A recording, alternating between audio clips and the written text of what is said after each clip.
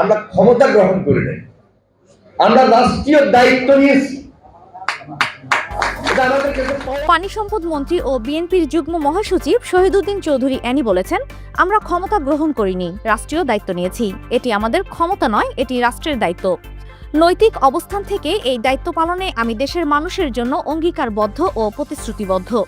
মঙ্গলবার 10 মার্চ রাতে লক্ষ্মীপুর জেলা শহরের একটি রেস্তোরাঁয় হিন্দু সম্প্রদায়ের সঙ্গে আয়োজিত এক মতবিনিময় সভায় প্রধান অতিথির বক্তব্যে তিনি এসব কথা বলেন।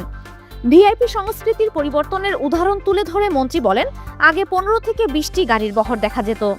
গত 1 মাসে ঢাকায় কি কারো চোখে এমন গাড়ির বহর পড়েছে? এটাই জনগণের প্রধানমন্ত্রী ও দেশপ্রেমিক প্রধানমন্ত্রীর দৃষ্টান্ত। প্রধানমন্ত্রীর গাড়ির বহরে আমরা লক্ষ্য করেছি ইতিপূর্বে 15টা 20টা গাড়ি বহর থাকতো। ওই ঢাকা শহরে কারো চোখে কি বহর দেখা গেছে গত 1 মাসে? এটা হলো তারেক রহমান, একটা ভিন্ন প্রধানমন্ত্রী। তিনি আরো বলেন, শপথের 1 মাস না পেরোতেই প্রধানমন্ত্রী প্রমাণ করেছেন যে তার পক্ষেই দেশ সঠিকভাবে পরিচালনা করা সম্ভব। দেশের 20 কোটিরও বেশি মানুষের ধর্ম, বর্ণ, গোত্র নির্বিশেষে সবার মধ্যে দেশের প্রতি যে মায়া মমতা রয়েছে তা জাগিয়ে তুলতে তারেক রহমান একটি দৃষ্টান্ত স্থাপন করেছেন।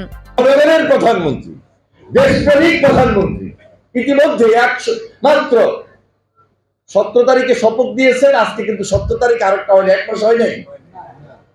ইতিমধ্যে জনগণের বিবেকে জানা দিয়েছে যে না, তারেক রহমানের পক্ষেই সম্ভব এই দেশ পরিচালনা করা।